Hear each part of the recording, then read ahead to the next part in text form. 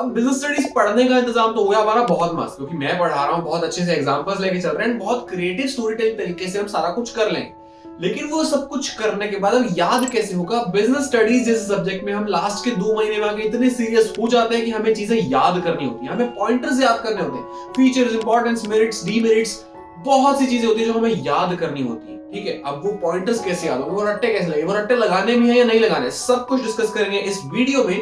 तो अपने copy pen उठा के बैठ जाना, आपसे नहीं चलेगा कोई भी बहाना। जो कैप्टन के साथ अपने सपने साकार करे, बोर्ड्स हो या सीयूईटी हम आपके साथ चले, स्टेप बाय स्टेप हम आपको करे गाइड, टॉपर्स की गिनती में आप अपने नाम रहे, मजा भी पढ़ाई भी ये बोर्ड बूस्टर, कोई वजह नहीं भाई से ना नो तू कर, तुम भी टॉप कर विद रेडियो कैप्टन है, ये मजा भी पढ़ाई भी ये बोर्ड बूस्टर, तुम भी टॉप कर विद रेडियो कैप्टन। ओके, तो बोर्ड बूस्टर की इस वीडियो में आज हम बात करने वाले हैं how to memorise points in business studies. अब मैं कहूंगा कि मेमोराइज करने ही नहीं है, लेकिन एट द सेम टाइम मैं कहूंगा मेमोराइज सब कुछ करना जरूरी है, क्योंकि जब तुम एग्जाम में लिखने बैठोगे तुम्हें अगर पॉइंट्स ही याद नहीं होंगे तुम आंसर बना नहीं पाओगे और तुम केस स्टडी में से आइडेंटिफाई नहीं कर पाओगे। बहुत सी बार ऐसा हुआ कि याद आ रहा हिट कर, यही था, पर अब पता ही नहीं होगा तो कैसे कर लोगे? वो हिट करने का कोई फायदा नहीं। तो मेरे पास कुछ 4 स्टेप का एक प्रोसेस है जिसको तुम्हें ग्रेजुअली फॉलो करना है, अलॉन्ग विद दैट कुछ बेसिक टिप्स हैं जिनको हम लेके चलेंगे। Number 1 is mnemonics. अब निमोनिक्स क्या होता है तुमने हर जगह सुना, बट इसमें छोटा सा कैच है कि तुम्हें हर चीज के निमोनिक्स नहीं बनाने। बिल्कुल जब सब्जेक्ट स्टार्ट कर रहे हो, इनिशियल कुछ चैप्टर्स एंड सबसे इंपॉर्टेंट और सबसे मुश्किल चीजें फीचर्स ऑफ मैनेजमेंट का निमोनिक बन सकता है, right? Pic goes DMC, pervasive, intangible, goal oriented, group activity, multi dimensional, D से डायनामिक, सी से कॉन्टिन्यूस। ठीक है, बेसिक कुछ भी जो भी तुम्हें लगे, जैसे भी तुम्हें लगे, इनिशियल कुछ 2 3 4 निमोनिक्स बना लो। इससे आगे मैं नहीं बढ़ा, अगर हम हर चीज के निमोनिक्स बनाएंगे तो हम भूल जाएंगे। ठीक है, सारे मिक्सअप कर देंगे, सब कुछ याद नहीं रहता। हम कॉन्सेप्ट छोड़ के बस पॉइंट्स मेमोराइजेशन पे आ जाएंगे, क्योंकि एट द एंड कॉन्सेप्ट्स भी इक्वली इंपॉर्टेंट है। उन पॉइंट्स के अंदर क्या लिखना है, क्वालिटी कीवर्ड्स क्या है, वो भी इक्वली इंपॉर्टेंट है, बहुत ज्यादा जरूरी है। ठीक है, तो उन पे भी फोकस करके चलना है। Right now start with mnemonics, थोड़े बहुत हल्के फुल्के जहां से जो देख के तुम्हें समझ आए। ठीक है, बाकी मेरी वीडियोस बोर्ड बूस्टर में चल रही है, बहुत मजे से पढ़ेंगे। जब वो हो जाए उसके बाद directly jump on to practising case studies. समझो इस चीज को, हमने एक बार निमोनिक्स देख ली, अब हम केस स्टडी प्रैक्टिस करने जा रहे हैं, लेकिन उसके बीच में एक चीज आएगी, कॉन्सेप्ट्स। अब जब मैं कह रहा हूं मैं इसको काउंट नहीं कर रहा, second point is obviously concepts, क्योंकि तुम कॉन्सेप्ट अच्छे से करके बैठे हो। बट यहां मेरा मतलब कॉन्सेप्ट से तुम्हारे नोट्स, तुम्हारे कंडेंसेशन। तुमने सबसे पहले निमोनिक्स बनाया, now have condensed notes, 1 pager notes की मैं एक पेज के अंदर पूरा चैप्टर समराइज कैसे कर सकता हूं। ये भैया ये मैनेजमेंट होती है, इसके मुझे 7 फीचर्स करने हैं, इसकी 5 इंपॉर्टेंस करनी है, इसके लेवल्स ऑफ मैनेजमेंट करने हैं, इफेक्टिवनेस एफिशिएंसी का मतलब समझना है, फंक्शंस ऑफ मैनेजमेंट करने हैं, उसके बाद कोऑर्डिनेशन वाली बात आ जाएगी, फिर नेचर ऑफ मैनेजमेंट आ जाएगा, चैप्टर खत्म। एक चैप्टर में क्या क्या चीजें हैं ये तुम्हारे डॉट डॉट पे होनी चाहिए। तुम्हें एक पेज में पूरे चैप्टर को समराइज करना है, कंडेंस करना है, and that is the second step. जब तुम ये सब कुछ कर लोगे, फिर उसको देख के केस स्टडीज प्रैक्टिस करने का। Now what do I mean by all of that? भैया ये तो करते ही आ रहे हैं ना, बट एक प्रोसीजर, एक तरीका, अगर एक सिंप्लीफाइड वे को तुम फॉलो करोगे ना, तो वो चीजें कब तुम्हारे दिमाग में अपने आप फिट हो जाएंगी, बिना तुम्हें पता लगे, बिना कॉन्शियस एफर्ट के पता भी नहीं लगे। क्योंकि अगर जब हम कॉन्शियस एफर्ट दे रहे हैं किसी चीज को याद करने में, रट्टा मारने में, तो वो नहीं होगा। सिलेबस बहुत वास्ट है, चीजें बहुत सारी है, बोर्ड में जब बैठे ऊपर 3 घंटे की घड़ी चल रही है और पेपर पूरा नहीं हो रहा, पेपर बहुत लेंथी है, तो तुम याद ये कौन सा निमोनिक किस चैप्टर का था, किस चीज का था, वो याद नहीं आता। इसीलिए we can start off by mnemonics, but उसके बाद हमें हर चीज by the core itself, by its concept याद होनी चाहिए। ठीक है, वो करने के लिए मैं कह रहा हूं कि सबसे पहले निमोनिक्स से बिगिन करो, देन हैव 1 पेजर नोट्स। ठीक है, उसके बाद प्रैक्टिस केस स्टडी नोट्स देखिए।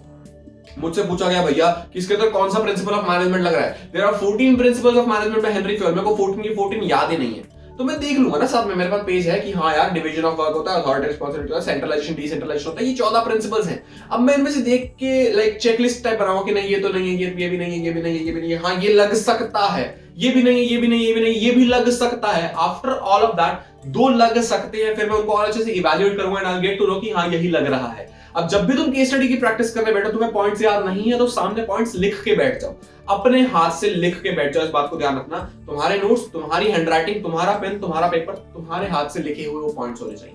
तुमने वो लिख लिए, फिर देख के सॉल्व करो, एंड आफ्टर अ पॉइंट मैं गारंटी देता हूं 2 बार 3 बार, चौथी साइकिल में तुम उस पेज को साइड कर दोगे, तुम्हें सारे पॉइंट्स याद है। Because when you attempt 5 case studies efficiently ना, that is much more than 50 case studies हवा में। ठीक है, अच्छे से टाइम देके करो एक केस स्टडीज को, एक कीवर्ड पे टाइम लगाओ, एक पॉइंटर पे टाइम लगाओ कि ये वाला पॉइंटर होता है, ऐसे होता है, करते जब वो दिमाग प्रैक्टिस लूप पे फंसता है तो वो मसल माइंड कोऑर्डिनेशन होती है। ठीक है, तुम्हारे हाथ को पता है क्या लिखना, तुम्हारे आंख को पता है मुझे क्या लिखना, तुम्हारे दिमाग को पता है क्या सोचना है, कैसे एनालाइज करना है। जब वो मसल माइंड कोऑर्डिनेशन बिल्ड हो जाती है, तब उसके बाद कोई चिंता वाली बात बचती ही नहीं है, क्योंकि जस्ट बिकॉज हमारे माइंड ने इतनी केस स्टडीज अपने हाथ के नीचे से टपा ली है कि उसको सारे पॉइंट्स याद है, अपने आप ही याद है। तुमने कोई कॉन्शियस एफर्ट नहीं मारा कि यार एक तो होता है सेंट्रलाइजेशन, डिसेंट्रलाइजेशन, फिर आता है ऑर्डर, फिर initiative, spirit the corps, remuneration of employees, subordination of individual interest over general interest, unity of direction, unity of command, ऐसे बहुत सारे नहीं, करते करते करते करते अपने आप माइंड में फीड होते जाते हैं, and when you go to attempt the case study तो अपने आप वो याद आते हैं। ठीक है, चीज बहुत सिंपल है, but the only thing you need to consider is practice practice practice. यार ये तो बहुत कॉमन सी बात है, सभी बोलते हैं प्रैक्टिस करो, बट यहां मैं हाईलाइट कर रहा हूं कि तुम पूरा प्रोसेस देखो। We started off with mnemonics, then we went to the concept of the chapter, उसके बाद हमने केस स्टडी प्रैक्टिस करी देख देख के, फिर हम केस स्टडी पे आगे बिना देखे। इस सब में हमारे कॉन्सेप्ट तो तैयार हुए ही हुए, हम समझे, हमने कीवर्ड्स देखे, लेकिन इतनी प्रैक्टिस हो गई है, इतनी प्रैक्टिस हो गई है, written practice as well as oral practice, and ये दोनों चीजें ना बहुत ज्यादा डीप में होनी चाहिए, अच्छे से इंटेंस होनी चाहिए। इतनी इंटेंस प्रैक्टिस करने के बाद पॉइंटर्स अपने आप याद होते हैं, beat features, importance, merits, demerits, suitability, limitations, कुछ भी हो। एक और गोल्डन टिप दूं, बोर्ड बूस्टर की जो सीरीज चल रही है उसको रिलीजियसली फॉलो कर, बहुत अच्छे से पूरा सिलेबस होने वाला है एंड बहुत मजा आने वाला है। अब वो एनिमेशंस हो या एग्जांपल्स हो या व्हाइट बोर्ड हो या कीवर्ड्स हो, सब कुछ कवर होने वाला है। वहां देखो, कॉपी में लिखो, प्रैक्टिस करो, केस स्टडीज बनाओ, अपने आप सब याद होगा। Thank you so much. ये वीडियो के यहां तक देखने के लिए अच्छी लगी तो फैलाना जरूर, एंड कोई भी कमी लगी हो तो नीचे कमेंट करके मुझे बता देना। And that is it for this video. कुछ भी सजेशन हो तो बता सकते हो, एंड शेयर करना, प्लीज शेयर करना, लाइक करना, सब्सक्राइब करना, और बोर्ड बूस्टर को रिलीजियसली फॉलो करना शुरू करो, रिलीजियसली। ठीक है, थैंक यू।